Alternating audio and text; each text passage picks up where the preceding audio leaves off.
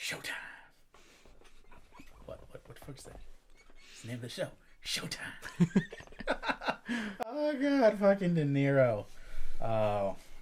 See, that's a good comedy De Niro. Like, he plays the straight character, but even like then, like, it's funny. Like, I love Showtime. I think that is an underrated comedy. Yeah, it is.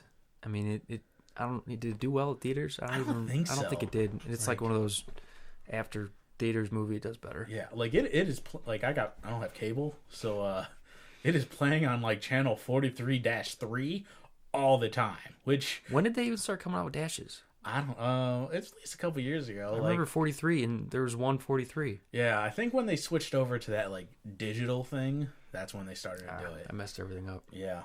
Hi everybody, my name is Dominic Damore, and thank you for tuning in to the second best thing you'll hear all week. We have a great show for you that includes top-notch film reviews, the latest movie news, and assorted thoughts and opinions ranging from insightful to downright obnoxious. This is the I've Had Better Movies podcast, and let's kick it off. James, what do you have for the fans this week? Well, Dominic, each week we are going to give a review of a film that is currently in theaters. And since the Oscars are, coming up, we're going to do the Revenant. In theory, this will get posted before the Oscars, so, like, we got a month just to give you insiders a tip of when we're recording this. That was not needed, but thank you. And, if we don't feel like doing something that's currently in theaters, we're going to pick one from our large film libraries. Yeah, we're old school. We still got DVDs. Yeah. So let's talk about The Revenant. Dominic, what did you think? I really enjoyed The Revenant. Obviously, like most people, when I first heard about The Revenant with Alejandro Inarritu, the awesome director, who's coming off of the Academy Award win for Best Director for Birdman, when you hear a guy like that is teaming up with Leo, you instantly get excited. And then you hear about the premise of Leo, who, since inception, hasn't really done, like, an action film. And while no means is this an action film, it certainly has elements of action, which I truly enjoyed. But the main thing that I was looking for with this movie is Leo going to get the Oscar? We all were. It's amazing how many people out there are pulling for this guy to win the Oscar.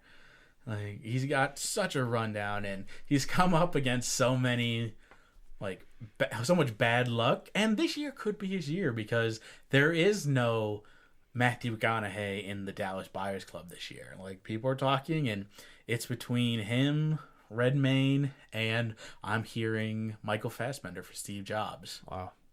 So some of the topics we're going to start off with is length. It's a longer movie. For some people, it was longer than others. When I first asked Jimmy how long the movie was, he casually told me 157. So in my head, I'm like, oh, wow, they packed all this into a 2-hour movie. Gets to about 2 hours and 5 minutes. And in my head, I'm like, holy shit, this is the longest 2-hour movie I've ever seen. Little did I know, 157 was the total minutes, and if you know math, that's roughly a little over 2.5 hours. Yeah, it's actually 2 hours and 36 minutes to be exact. Math. It's a powerful thing. So what did you think about the length, Jimmy? I felt it was a little long, but then again, I don't know what they would have cut out of the film. I felt like every speaking part was important, and even the non-speaking parts, just showing the landscape, because they filmed in Argentina, and I mean the landscape's beautiful out there, and it was just it fit the movie, and it helped you with the period piece. It helped because I mean there's no lights, there's no. Yeah, that's a great point. For those of you who are unaware, this movie was shot with 99% natural light, which is an insane feat, because like I've heard or read stories where the film crew and actors had a 2-hour window, so 9% of their day was spent just rehearsing. That way when they get that 15 minutes where the sun is in the perfect spot, they can go through and get it right the first time. And that's really an achievement. I think the only times that they decided not to use natural light was a couple of the campfire scenes, because in those situations it was just impossible for them to get a true lighting exposure that they needed for the characters. But aside from that, I mean, bravo on just the filming of it. Like you said, beautiful scenery. Yeah. And to put that in perspective, the estimated budget was $135 million. Yeah. And I mean, that's a lot of money just spent on length of filming, because they had to, they only had a couple hour window each day. Yeah. But when you're, are nominated for 12 Oscars, that's a game changer. Yeah, and they're gonna get a good run now, because as the Oscars get closer, I guarantee they're gonna pull in probably close to 30, 40 more million, and then DVD sales. Like the good thing here is the studio's gonna make their money back. So, and for an Oscar bait movie, like that's a fairly high budget, if you ask me. It's a very high budget. Exactly. Like Oscar movies sometimes tend to be artsy and exactly more indie film, and not these big, large budget films. Yeah, exactly. So, really enjoyed that. Let's talk about the acting a little bit. We mentioned previously about wanting Leo to get an Oscar. Do you think this is the year? I think so. I think it should be, because, I mean, like you said earlier, there's no male actor playing a female. Or well, there is actually. Never mind that. Edit that out. Wow, I fuckered that up. It's all right, Jimmy. Just let all of it flow. But no, I absolutely like Redmayne, who is that's a great cut. I thoroughly enjoyed that. That's going in for the record. No, like that is not getting cut, because I thoroughly enjoyed that. It's like that was all joke. I did it all on purpose. Oh, totally set up. Next week on Sketch Comedy. Yeah, but there is Redmayne, who obviously was in the Danish Crow, who tells the story of a early on. I didn't actually see it, so, but I've just gone from the rumors and things I've heard, reviews that I've read. Not a great movie. His performance was great, not quite McConaughey level or Jared Leto level. That was supporting actor, obviously, but transgender role, things like that. But and then the other one is Steve Jobs, Michael Fassbender. Michael Fassbender, after my voice doesn't crack. I swear to God, I'm 24. But he did a great job. But the other thing I think we have to take into account, those other movies didn't make a whole lot of money. And like you said, while its budget was high, so the returns aren't quite as great, still 150, 180 million is nothing to bat your eye at. Like, yeah, that's a great deal, and it's definitely the popular pick. Like, everybody wants Leo to win. Mm-hmm. My big issue, I don't know what's going to be his year. Partially because the other people have had great performances, but my biggest issue with The Revenant is Leo is fantastic when given someone else to interact with. The crawling on your stomach for 4 miles, 5 minutes worth of screen time, where it's a continuous cut, which Iñárritu does a great job of doing, because he's known for those continuous shots.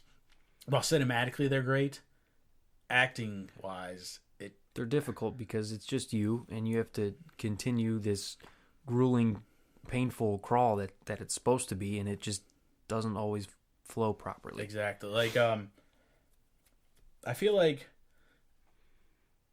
a movie where you're acting by yourself, it'll get you nominated, won't get you the win. Like Hanks didn't win for Castaway, right? Or Robert Redford in The Lost. All is Lost. All is Lost. Yeah. I apologize. Oh. Trust me, we're going to get a lot more than that wrong. But, so, like, there 2 scenes in particular stand out to me for Leo's performance, where, honestly, I could give him the Oscar just off of these 2 performances, where Leo has just been rescued / brought in from the wilderness, and he's sitting in this cabin. He's just been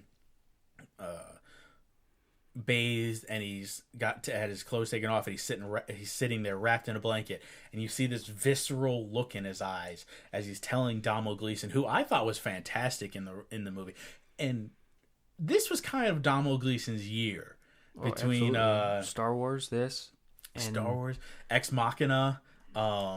He was in some great movies this year, but just his interactions with him, where he's saying, like, I'm gonna kill the man who killed my son, and you believe it, and he transports you to a different time, and you feel cold watching the movie. So I truly enjoyed that part. And then the final scene, spoilers, after he catches up with Tom Hardy's character, who, again, fantastic, and I'm actually surprised at how much screen time he had. I thought for sure it was going to be mainly a Leo pick, but Hardy definitely did a great job. Yeah, fantastic job. He really was. He really was great. But after he kills him and he comes back up the mountain, and it just does a zoom in on Leo's face, the emotion you saw in him, and I really enjoyed it. But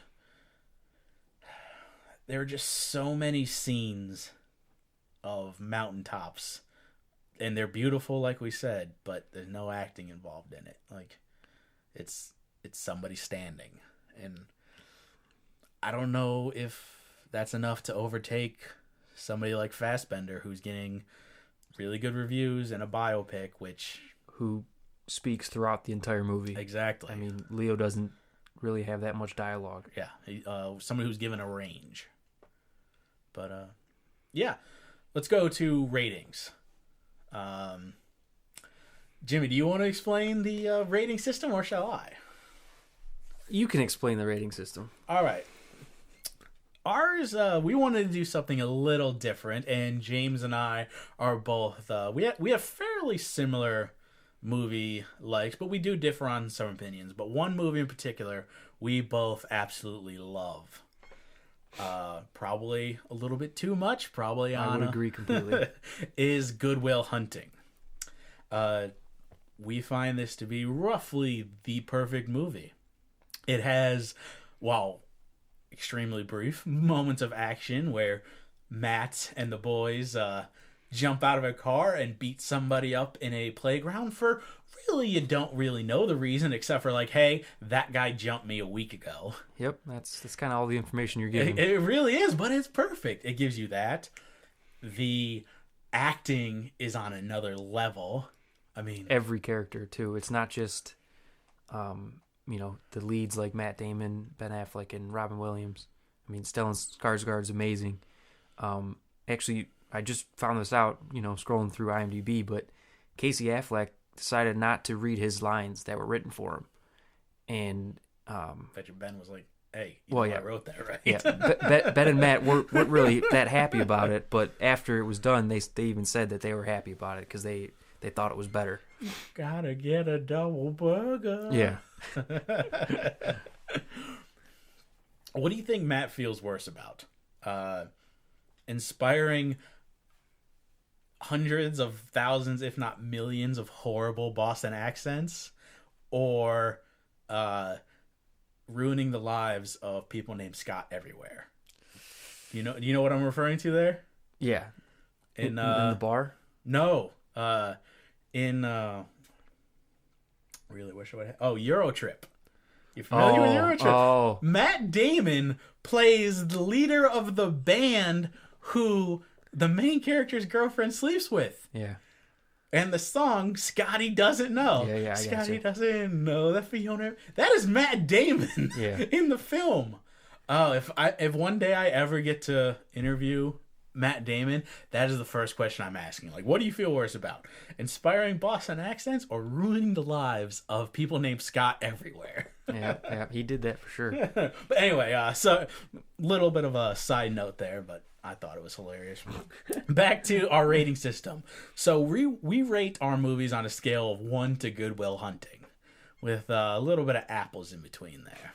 So I'll start off first. I give The Revenant a solid 8.5 out of 10 apples. How about them apples? Oh, that's good. It never gets old. It does not. I'm gonna be in that same range. I'm gonna say it's an 8. 8? An 8, a solid 8. Just because the lack of dialogue from the lead character. It just wasn't. Felt like it could have been better if he had more speaking roles. I mean, it's a revenge movie. Like it's basic at its core. Like, and I get that he couldn't really talk for the majority of the movie. But it wasn't enough for me. Yeah. To be a Good Will Hunting. Yeah. Absolutely. I completely understand. So that was our review on The Revenant. We have I actually got one more thing about The Revenant. Dominic here is against rape scenes in movies, which, I mean, they're horrific in every manner possible. And a lot of times they aren't really necessary the way that they are portrayed in films. I don't know, Game of Thrones, they kind of do a better example of a rape scene. And they kind of just don't show you any film, but you hear it, which is better than actually showing the film. And another example of them showing it, and they probably shouldn't, is The Girl with the Dragon Tattoo. Dominic's got a funny story about that. Yeah, not the greatest movie to see with your mother, especially one who's a devout Catholic, as my mom is. Thanks for that recommendation, Jim. Anytime. Yeah, so back to your question. What's the question? How do you feel about the rape scene in The Revenant? Unnecessary.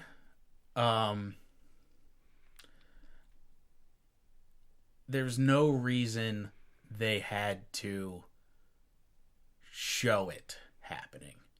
Like, they could have accomplished the same thing with inferring that she had been raped and this was a thing that happened constantly without showing it in that scene. I agree. It would have been it would have been just as impactful, if not more impactful, if Leo stopped it right before. And that's one of my main problems that I have with because I get that film is art. And actually, I will be posting an article about this onto the website. It is www.ihbpodcast.com. I'll be posting a blog article. Go ahead and check it out. Give that a read, along with some other reviews. But in the article, I talk about how film is art, and every artist is left to give their own interpretation of events. But in our world today, where yes, we are getting more PC, and I understand, and by no means do I want to restrict somebody's message, but the unnecessariness to show certain, like, it's the visual that does it.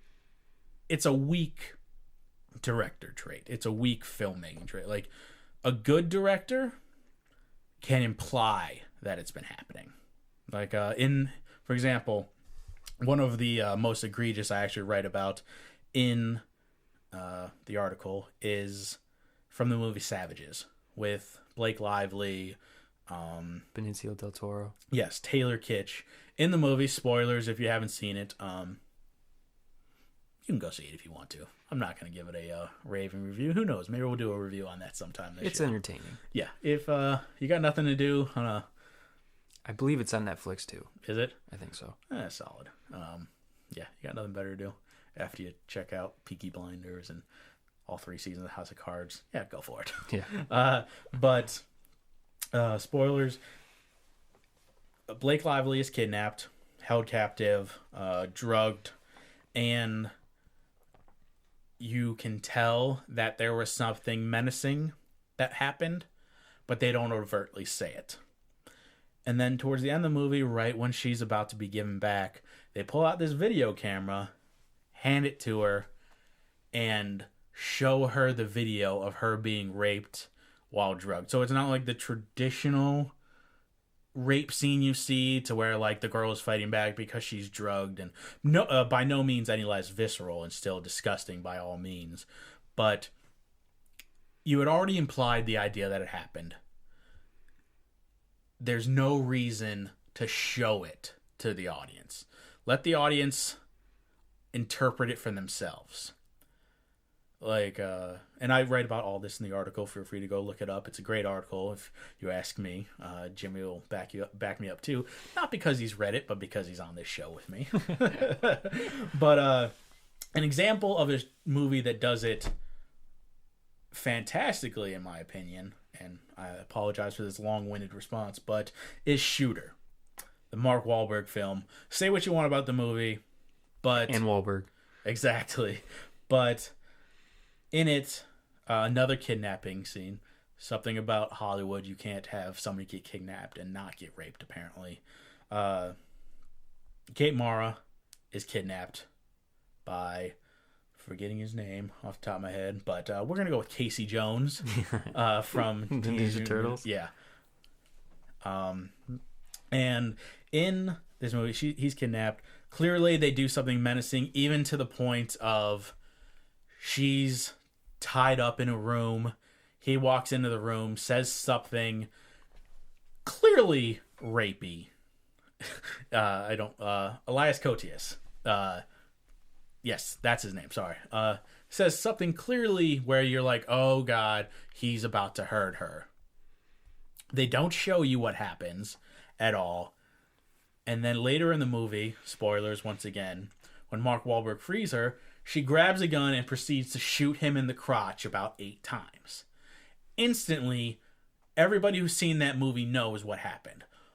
Oh my God, not only did it hurt her, he raped her because of where you shoot and things like that.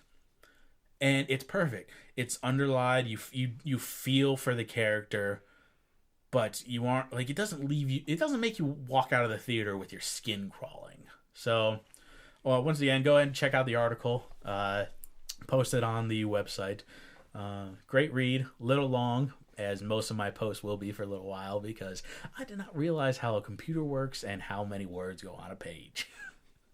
So, but what's your opinion on the subject, James?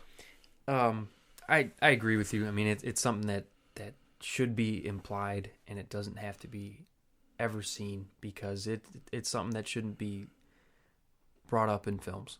I understand that they're, an expression of the director and the story, and some stories do need it, but they don't need to be as graphic as they are. Exactly. There were some, if you make your movie for $4 million and it's an independent film fully and it's supposed to be gritty and real, but if you're a major studio, I don't want to see it. There's no reason. Take some responsibility for the public. Don't show it. Just especially a PG-13 film. Exactly. Yeah. I mean, that's the biggest problem. I mean, Shooter PG-13, right? Yeah. Not necessary. Yeah. But like I said, Shooter does a great job of implying it. And that. Say what you want about that movie. That's a good piece of directing right there. Also, really love the scene where Wahlberg gets shot and he goes to the bathroom and makes himself a sugar IV thing. Yeah. My favorite scene in that movie. The rest of the movie's garbage, but yeah. I love that scene. All right, so that was our review and a little bit of our opinions on rape in film. All right, here on the I've Had Better Movies podcast, we don't only want to be bombastic and obnoxious and let you hear our opinions. We also want to give you a little bit of education as you go away. A little bit of film education by giving you some of the latest news that's been happening within the past week or so, depending on when you're listening to this episode. So first up, we'll start off with last year saw astronomical numbers at the box office, industry-wide, due in large part to tentpole movies that were success like Star Wars: The Force Awakens and Jurassic World. However, some may not know the first billion-dollar film of 2015 was actually Fast 7. So it came as no surprise when fans learned that Universal had already had plans for not just another sequel, but a whole new trilogy. And now we have release dates. Vin Diesel took to his Instagram this past week with the comments, 2 decades, 10 films, 1 saga, followed by these dates: April 14th, 2017, April 19th, 2019, and April 2nd, 2021. Jimmy, as a fan of the series, what is your take on the brand new trilogy and these release dates? Well, I'm thrilled because the Fast and Furious franchise is one of my favorite. The first movie, I think, came out in 2001. I believe so. I was in the 5th grade. Yeah, and I've been watching them ever since. And they had a little rough patch with Tokyo Drift because you weren't really sure where it was placed with the rest of the first 2 films. It was a little weird. At the same time, I thoroughly enjoyed how they tied it back in. Oh, yeah. They did a phenomenal job of tying it back in after they realized they could make another, 6 films or whatever, exactly. 7 films. So I'm excited to see, what they have. And the reason I think it makes so much money is because it's a franchise that knows what it is, and it's not afraid for the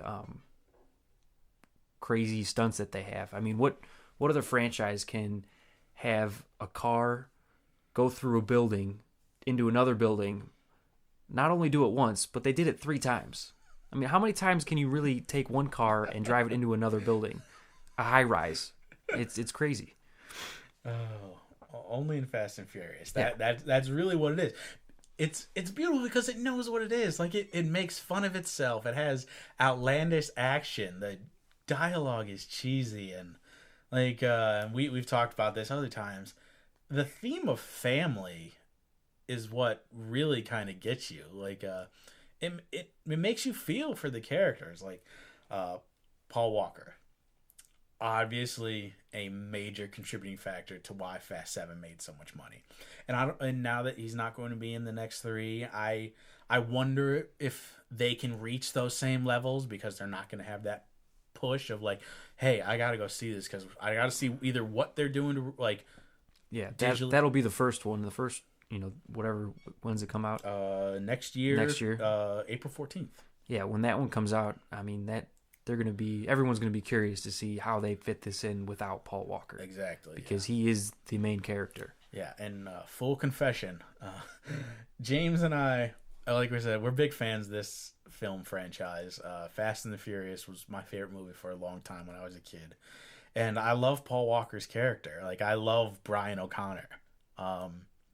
And Paul Walker, from everything I've read, is a good dude. Like, he was great in the community. He had tons of charity. He was huge with was it Katrina that he? Yeah, Katrina. Yeah, he's got his reach out worldwide. I think is what it's called. I believe something along those lines. But when I heard that he had passed, I literally text Jimmy and was like, I know it's weird, but I'm super sad about this. Like, and like.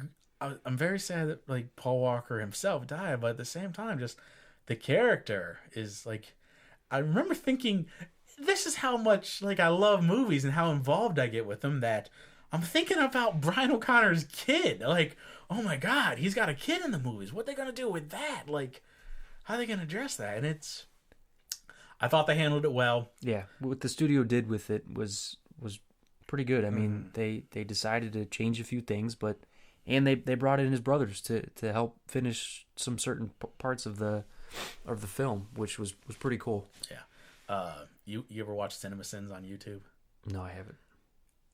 Free plug for them. Not that they're going to care about our measly old podcast, but who knows? Maybe at some point we'll be able to meet them or something. But it's a web series where they take movies and they basically break them down in like 15 minutes, and they go through and do what we had been talking about earlier, where it's like, hell's wrong with that? Like, and most of them are funny. Some of them aren't like real things, but they give them sin totals. So it's like, oh, cliched action hero does something impossible. Ding, and they get a sin.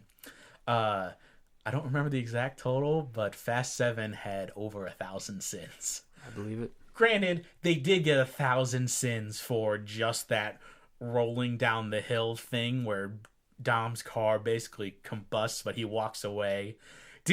Whenever Vin Diesel gets hurt, he has one move. He drops a shoulder, hugs it to his side, and just kind of stands there leaning. Yep, like, did it in the first one. He's done it in almost everyone since. When he gets hurt, that's his move. Like, he doesn't have a scratch on him, but he does it. Yeah. He always pops his shoulder out of his socket for some reason. Some Mel Gibson Lethal Weapon shit. Exactly. So, one last note about this new trilogy, because I am excited. I'm glad it's continuing.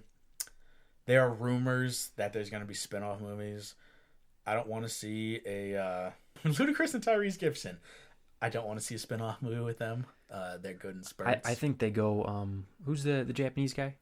Han? I think they go Han first. You think so? Like even like pre-Tokyo Drift stuff? Pre-Tokyo Drift.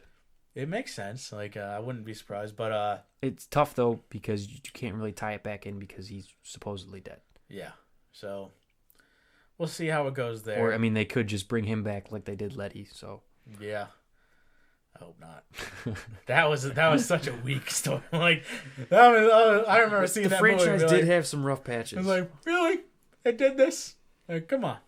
But I mean, nothing beats flying over a bridge at 70 miles an hour and having a car break your fall. That's all I'm gonna say. Yeah. But anyway, Vin so Diesel's a beast.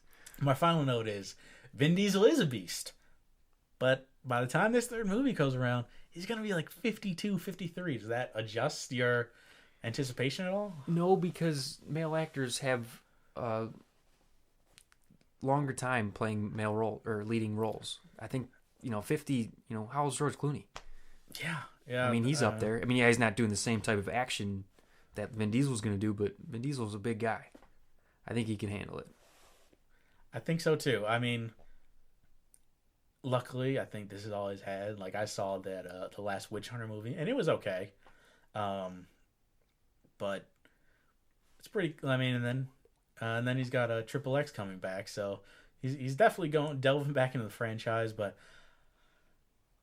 I'd like to see them breathe a little bit of youth into it. Like, yeah. Well, one thing the franchise has always been good at is when to add characters. I mean, they've added 5-6 people throughout the 8 films or 7 films, and they seem to always do it at the right time. I mean, bringing in The Rock is huge. As Hobbs was terrific for Fast 5. The Rock literally makes any movie better. Yeah, I mean he's a franchise king. Yeah. He just opts into anything and he makes it, $1 billion. Mm-hmm. One final note. I said the last one was my final note, but you and I had discussed a while back. I don't know if it was a rumor or if it has been confirmed. I'll have to look into that and maybe I'll post something on the site a little later. But Lucas Black, the lead character in Tokyo Drift, there was a rumor that he had signed on for not only Fast 7, which he has a small cameo, I guess you would call it, but also 8, 9, and 10. There was a rumor that he had signed on for all 4. Do you see him becoming more of a factor, or you think it's still going to be like, he's there, but he's not really there? I think. And how do you feel about it? He's not the perfect substitute, but he will help nullify the lack of Paul Walker.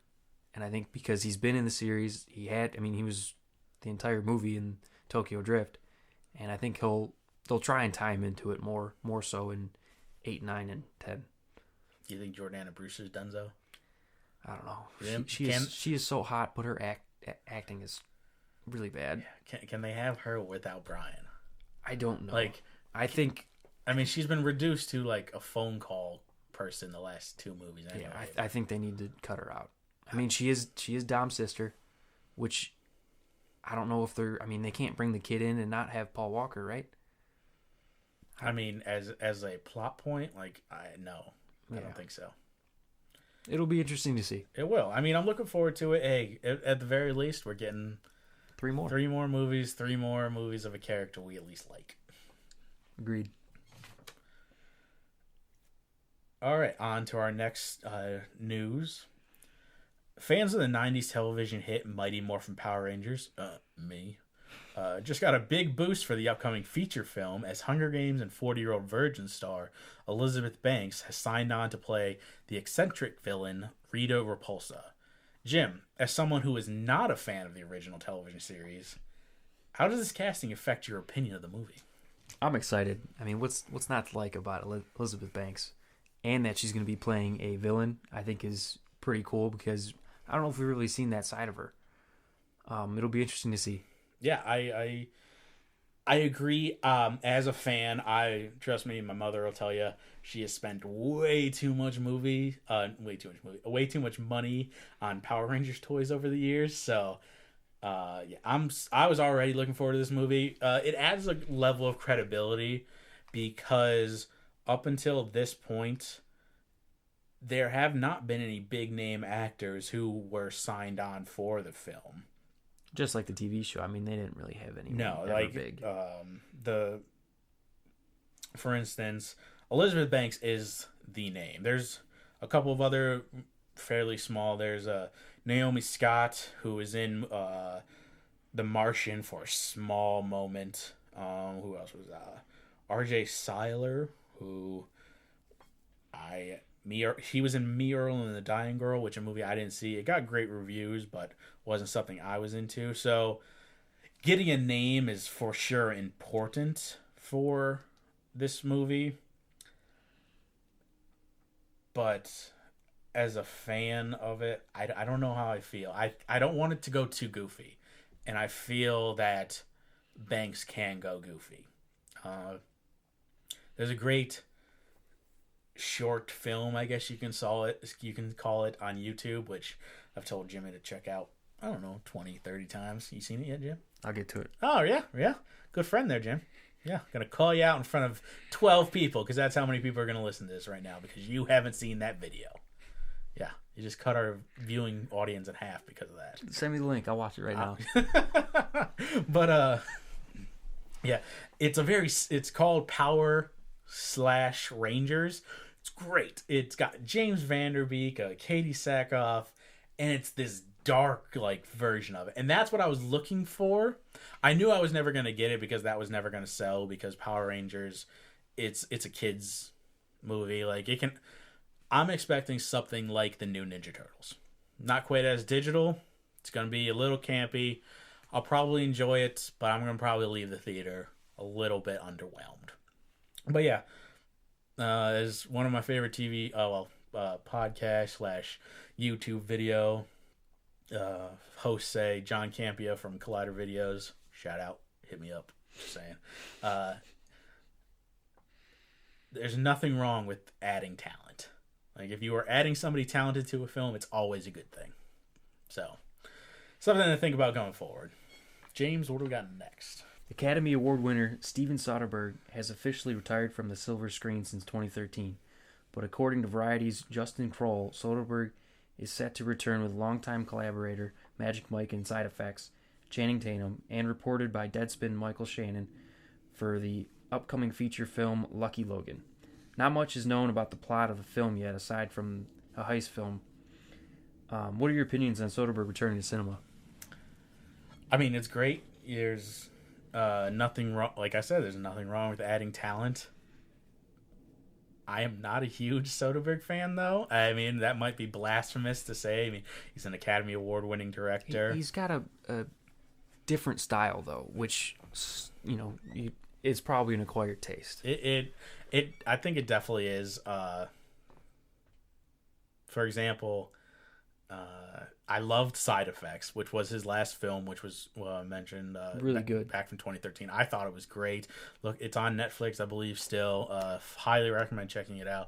Catherine Zeta-Jones is mesmerizing. Jude Law. Jude Law is great. Channing Tatum. This is the first film that I think really had people take notice of how good of an actor he could be. Because before that, he'd only been the jock. He'd been in She's the Man, and he wasn't great. Rooney Mara is in it too. Yeah, she plays a psychotic, wonderful character.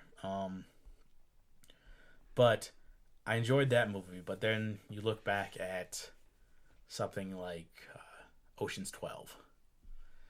I didn't like it. I didn't enjoy the way it was shot, and partially it's just because I don't like the way he uses the muted colors, and it's just a personal thing. I don't like the way the films look. I don't like the way they flow, but I get why other people enjoy it. So because it is an artsy film. It is. All his films are very artsy. Yes. Everything he does is like that. Yeah, Ocean's 12 is much less heist focused and much more like, oh, we're going to walk down the streets of Rome or Paris or something like that. Yeah. But how about you, James? What's your opinion? I enjoyed the movie, but I think I enjoyed it more because of the characters that were built in Ocean's 11. Ocean's 11 is one of my favorite movies because of its rewatchability. Anytime it's on TNT or something, I'll sit there and I'll watch the rest of it. It doesn't matter at what point I will watch the rest of that movie. And they have 11 terrific actors in it. I mean, all of them have done quality work. I mean, they have all had their bad movies, but what actor or actress hasn't? Not to go on a side note, but have you heard the reports? Actually, I think they're more than reports now. I think it's been confirmed. The Ocean's 11-esque spinoff, the female version. No, I haven't. Why don't you tell me about it? It's essentially exactly as it sounds. It's a spinoff of Ocean's 11. I believe it's going to star Sandra Bullock. I mean, I'm all in on Sandra. That's what She's my girl. Look it up on IMDb, while not exactly the most reliable site, as many people will tell you, but it's an untitled Ocean's 11 project. Gary Ross is currently set to direct, and it's being written by Olivia Milch. Sandra Bullock is currently the only one listed as being involved with it, but there's been rumors that George Clooney will make an appearance, and that it's going to be basically like they're doing the Ghostbusters, the all-female version. Same concept, but with Ocean's 11, and that sounds fantastic. I'm intrigued. Yeah, but again, side note, back to the main point with Soderbergh coming back out of retirement. He's been doing great work on Cinemax. Both of us, while we didn't dive full on into the Nick, which is a Clive Owen starred project on Cinemax. It's gotten great reviews. We both saw the pilot and loved it, but I had been watching Peaky Blinders at the time and one too many period television shows. It's tough to watch, but both of us really like him. It's good to see him back. He did a great job with Behind the Candelabra for HBO.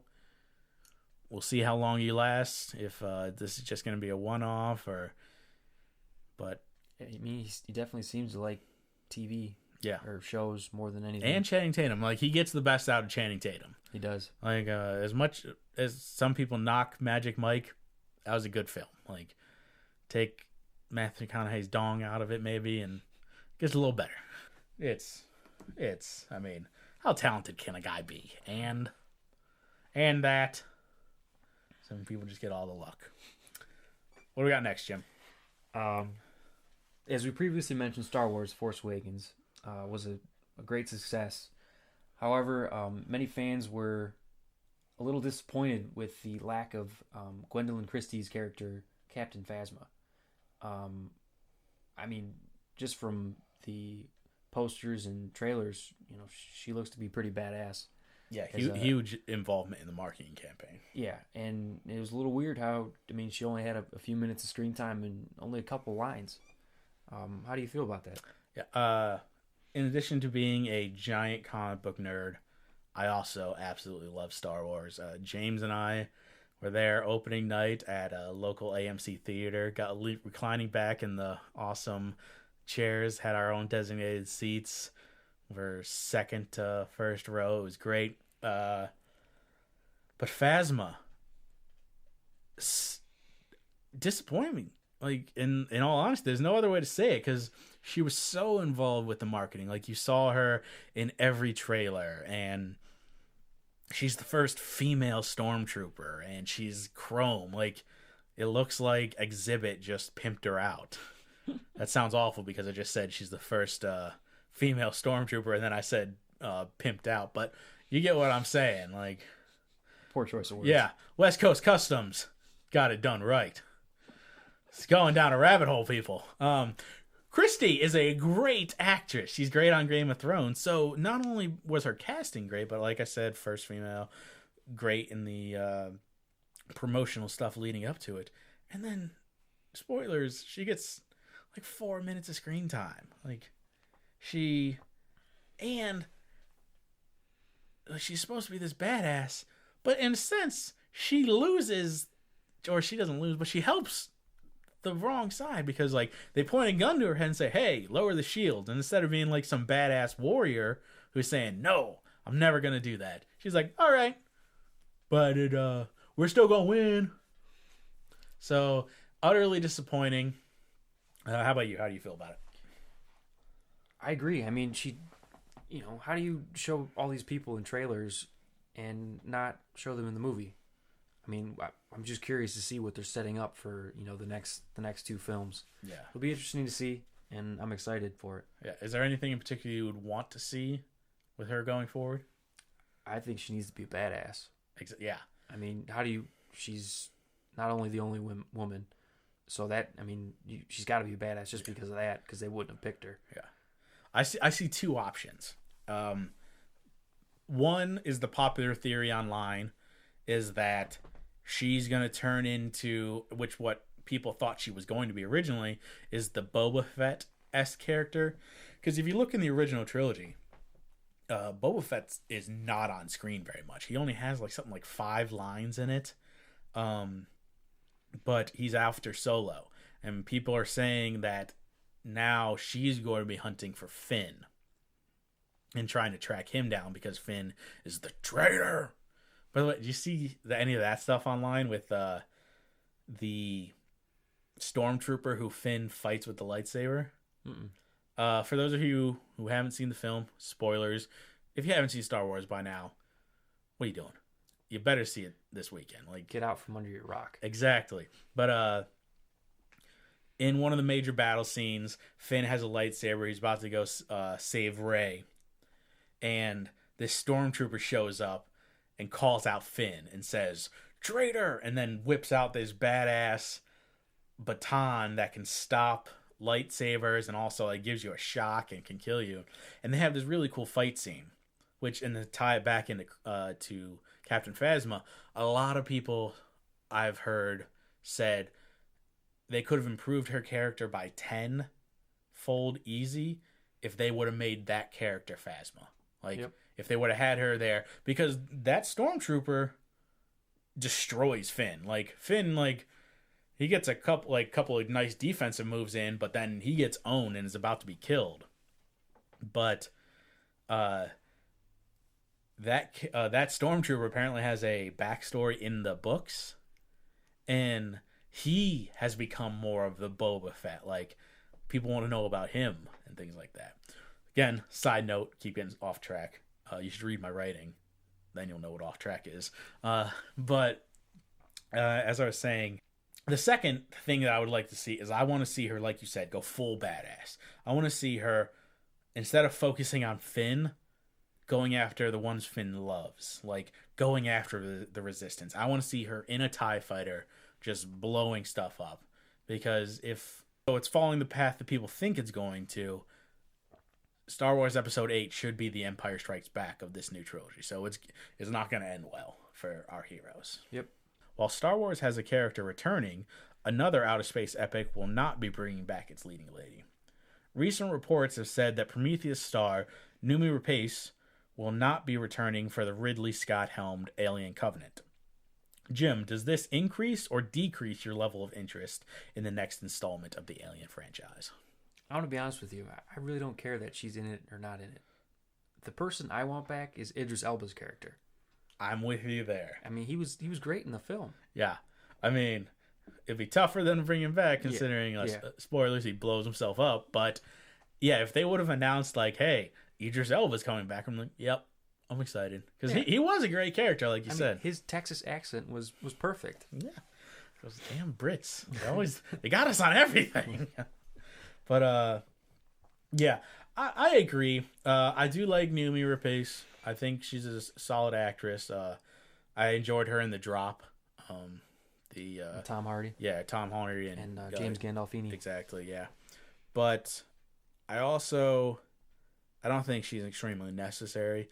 I wasn't a huge fan of Prometheus. I thought it was fine.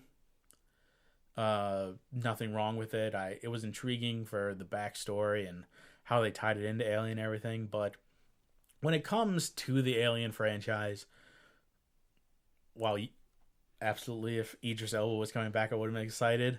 The only name that will actually get me I'm going to see this movie no matter what opening night is if they say that Ripley's coming back. Sigourney Weaver herself, and she's getting a little up there, and of course they had Alien Resurrection, which was her last appearance in the franchise, which was a number of years ago. But as far as new movie pace goes, take it or leave it? Yeah, I'll take it or leave it.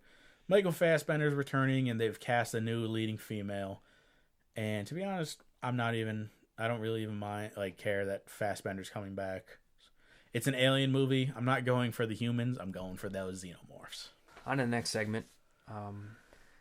Next up, we have the box office battle. Jim, what was that? How many exclamation points are there at the end? A box office battle. Exactly. Sorry, I'm a little monotone. A competition for bragging rights between Dominic and myself. And just, we want to prove that one of us is better with movies and the public than the other.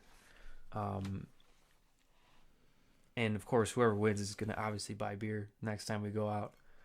Absolutely. So, hope you got paid recently, Jim. Yeah. And how the game works is each week, my co-host, Dominic, and I will predict the top 5 films at the box office. And whoever gets the closest to the correct order wins the point for the week. Dom, let's hear your picks. For the record, this is also the domestic box office only.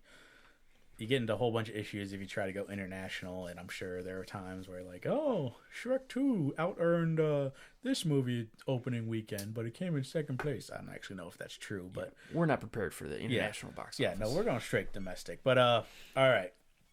So my prediction for this weekend's box office: couple of new films opening up, and it is Valentine's Day weekend, so you got to go with True Love Story #1. So that means Deadpool. I'm sure you've seen it because everybody's seen it. And as a marketing major in college, probably the greatest marketing job ever for a film.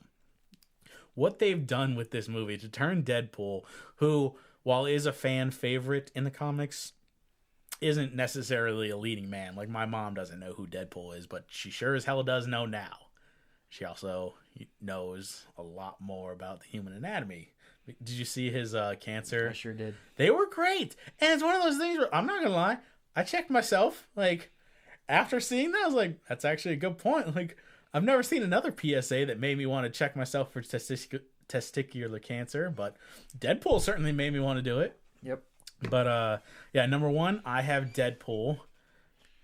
#2, another new movie coming out this weekend, a sequel, Zoolander 2. I love the original Zoolander.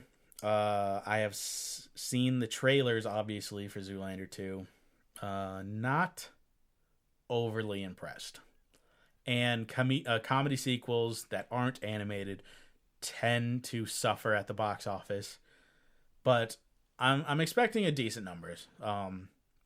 Nothing insane, but if it could pull 30 million opening weekend, I think it'll do well. Number 3 is Kung Fu Panda 3, winner of the box office 2 weeks ago and staying strong. It's a animated movie that's currently out, and obviously, so for the people with families who aren't spending Valentine's Day with their significant other or want to do a more family thing, animated movie for kids always pulls. They tend to have staying power, so while it is in its 3rd week, I'm confident that it'll stay in that top 3 area. Next, the 3rd new film out this week, How to Be Single. This one is strictly because it's Valentine's Day. I don't see anything really special with the movies. The trailers haven't blown me away, and to be honest, I have a bit of Leslie Mann / Rebel Wilson. Yeah, Rebel Wilson fatigue, because I think they say they play the same character in every movie and everything like that. But I fully believe that they'll end up in the 4th spot due to it being Valentine's Day weekend. And my 5th movie, which is a bit of my wild card because there's a ton of movies that I think will end up that could be this spot, and this movie has been fading over the past few weeks or so. I'm going with Star Wars. I think it holds on to that 5th spot. because it's Valentine's Day, people are going to want date movies. There's enough of a Star Wars fan base who find their significant other in another Star Wars fan who's like, you know what? You know how I want to spend Valentine's Day? I want to go see Star Wars, and then I'm going to go home and going to play with your Death Star. Nothing for that, really? Come on, Jim. I'm giving you a comedy gold. I'm sorry, I didn't know how to react to that. The Death Star is somebody's penis, Jim. Yeah, I got it. Good one. All right. on to my list. I'm on the same page with a couple of these. Obviously, I think Deadpool's going to do a crazy amount of money because the comic book scene is huge still. Not to interrupt. Do you have a prediction at number? Number wise? I don't know. 45, 50 maybe? Yeah. That's my estimate is low because I'm like there are people who think it can do 100 million. Not a whole lot of people, and it'll be insane. But with this marketing campaign, they've campaigned to so many different like people. They've hit women, they've hit men, they've hit kids who, well, it's rated R, but my parents would have taken me to see this because they're good parents and they realize that I'm not insane psycho who can't. Oh my God, they said the F word, Mama. What am I gonna do? But anyway, I'm right there with you. I don't think it's gonna do those insane numbers, but then again, this movie was made for $40 million. Yeah. I have projected a $56 million opening weekend. With the competition with Valentine's Day, I think $56 million would be a great haul for them. Yep. Yeah, I agree. My second is Zoolander 2, just because everyone loved the first one, and they're going to be curious. And it is Valentine's Day, or Valentine's Day weekend, and I think there's a couple out there that's just going to want to see it because they know how good the first one was. Number 3, Kung Fu Panda 3. Yeah. Just because, it's a Pixar movie. Those kill. It's actually DreamWorks, but whatever. You know what I meant. Actually, I'm not even sure if it's DreamWorks, but I know it's not Pixar. It's like Toy Story. They just make tons of money. Yeah. 4, I think, it's probably a bit of a stretch, but I think 13 Hours. The Secret Soldiers of Benghazi. I think it's still got some left. Probably not, but I wanted to be different than Dominic, so. Because if we have the same one, then it's kind of useless. And then 5, I think How to Be Single. I don't think it's going to do that well, to be completely honest. Yeah. I think the Valentine's Day dinner and a movie is a little old-fashioned, and I don't know how many people are going to go see it.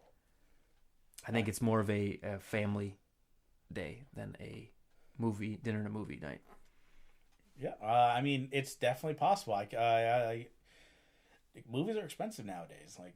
Especially to go see something that's not probably that good. Yeah. So, and then dinner and a movie. Exactly. Yeah, but so those are our picks for this week. Let us know what your picks are. You guys can tweet us at the show. That's at IHB Podcast, or you can check us out on Facebook. Let us know what your picks are for the week, or leave a comment below in the comment section. By the way, clearly I'm going to win because Jimmy just put Benghazi in his top 5. That movie made $13 million as opening weekend, Jim. There's still potential. Yeah. Okay. So not only is it going to jump Star Wars, which is beating it pretty much every week, it's also going to jump The Revenant. You said yourself Star Wars was fading. Yeah. So is The Revenant, but it's still going to do more money than Benghazi is going to. You know what? I didn't really think that through. It's going to be a sweet beer, James. That's all I got to say. Yeah. I'm going expensive. All right. Double or nothing on our opening day weekend for Deadpool.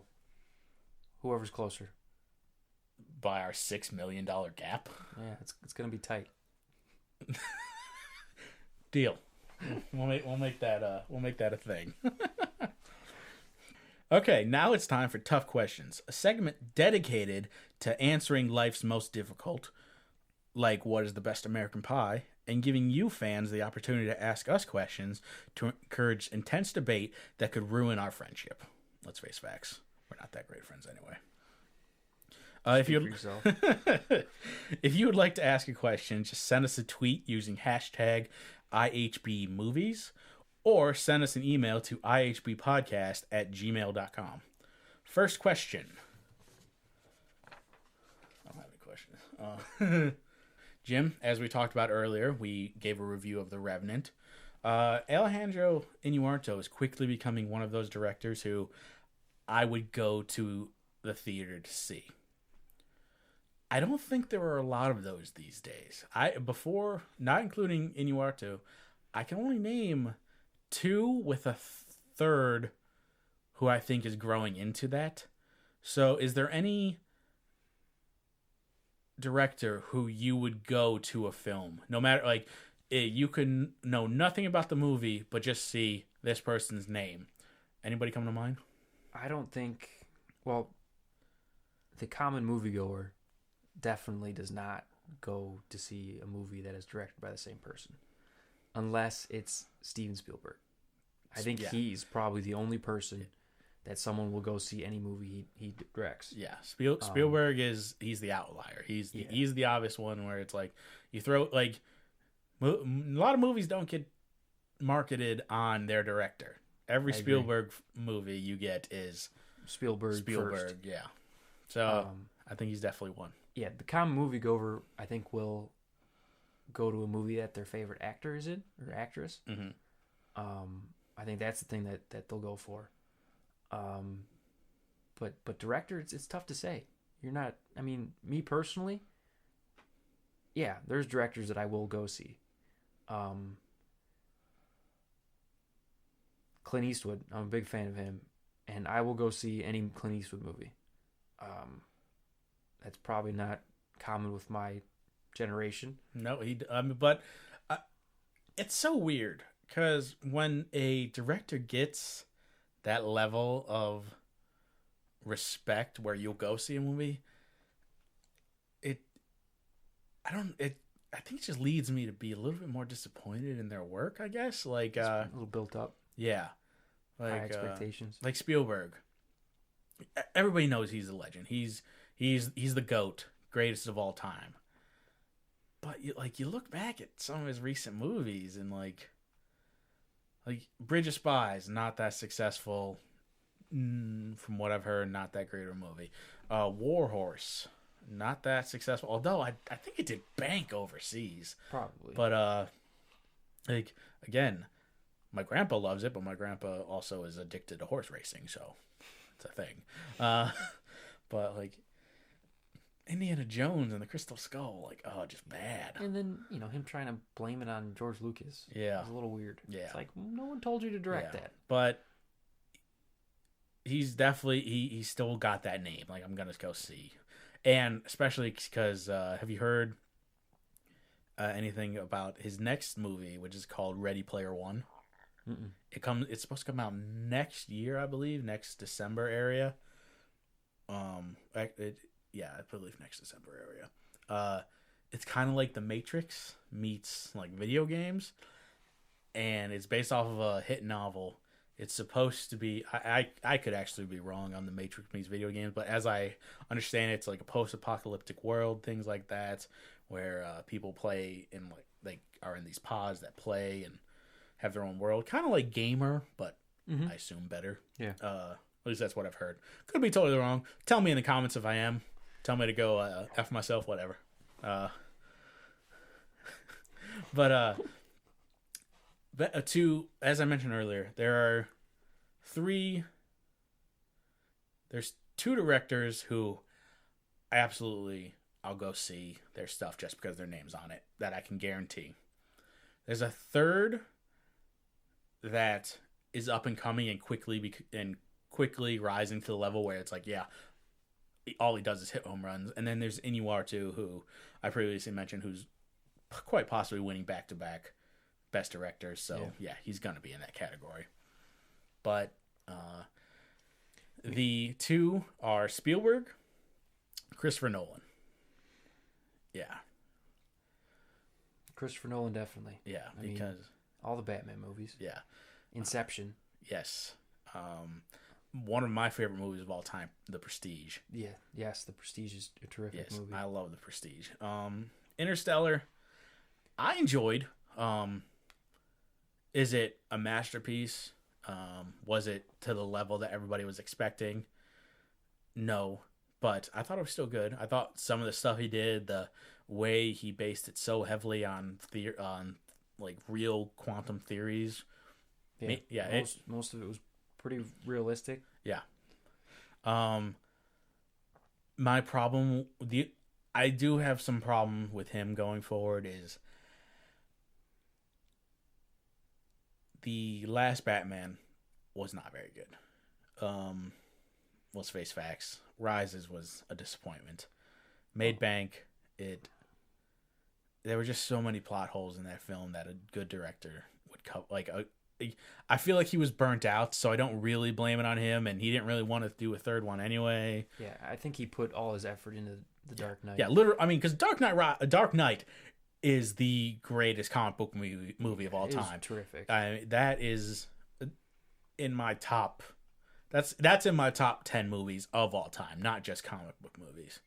So, and its rewatchability is off the charts. Oh, absolutely. And he gets the most out of everybody on that screen. So, but I fear with him that he's got a little bit of M. Night Shyamalan in him. I mean, I know that sounds like an insult, and it is an insult. It is, and I don't mean 100%. like because he's better than Shyamalan. I'm not saying that, but what I mean is, if you look at all of his movies,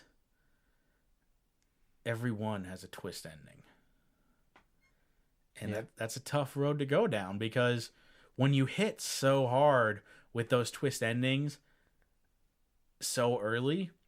Yeah, how many twists are left? Exactly, and because I truly believe that's what happened with M. Night Shyamalan. Like, granted, Lady in the Water was a bad movie, but The Village was decent, but the twist was bad and like poorly executed throughout. So like another example of not a great movie, but you go back to Sixth Sense and exactly no one saw that coming. Exactly, like these when your movies are so twist related, it becomes one of those things, or like Inception, where there's not really a twist at the end, but he leaves you guessing. Yeah. To where it can be a twist because it's a twist. It's a twist. So I'll get I take back exactly what I just said. But when every one of your movies does that, you start running, and even Interstellar, with that had kind of a twist ending. With all of a sudden it's like, oh, don't you see, Murph?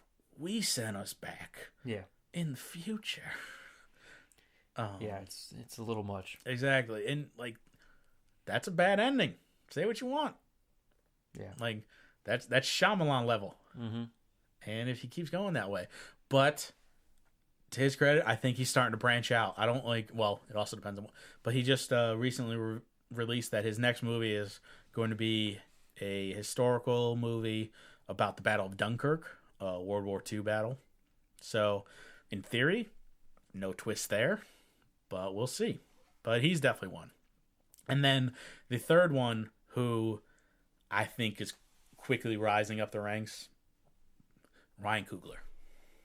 He should be. Yes. Fruitvale Station. Amazing. Creed. Amazing. What he did with both of those films, one being that indie, like, ground level and making you care so True much. Story. Exactly. Like, and then the other tentpole franchise movie, making it feel franchise that you thought was dead. Exactly. That honestly at this point was more of a punchline than a knockout. Mm-hmm. That's almost as good as my word joke earlier. But making it feel like a part of the Rocky franchise, but at the same time making it its own movie was incredible. That to me was the best directing of the year to me. He should have gotten nominated for an Oscar. But I agree, but I think it's the Academy not wanting to give credit to franchises. I completely understand that. But I'm surprised Eden Stallone got it. Yeah, got a nomination.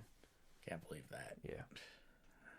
like something like 40 odd years apart. Yeah. He's getting nominated for the same role. Yep, almost 40 years. Yeah. And going forward with Coogler, his next venture is going to be into the Marvel universe. He's directing Black Panther, the solo film.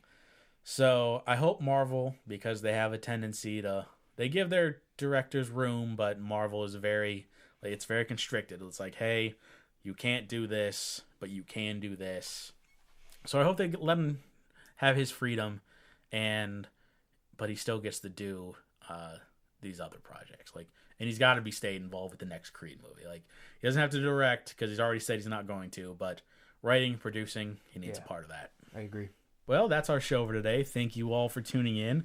If you enjoyed the show, please like this episode and subscribe to the I've Had Better Podcast Network. Also, follow us on Twitter at IHB Podcast, and on Facebook, go like the I've Had Better Podcast page. Jim, tell the people how to find you. On Twitter, I am at _KEYSER_SOZE. And for you movie fans, you guys should know who that is. Also, we have our website. It is www.ihbpodcast.com. And we will be writing reviews for films. Not films that we always talk about on air, but they will be there, and different articles about movies. How was the show this week, James? I've had better. Good night, everybody.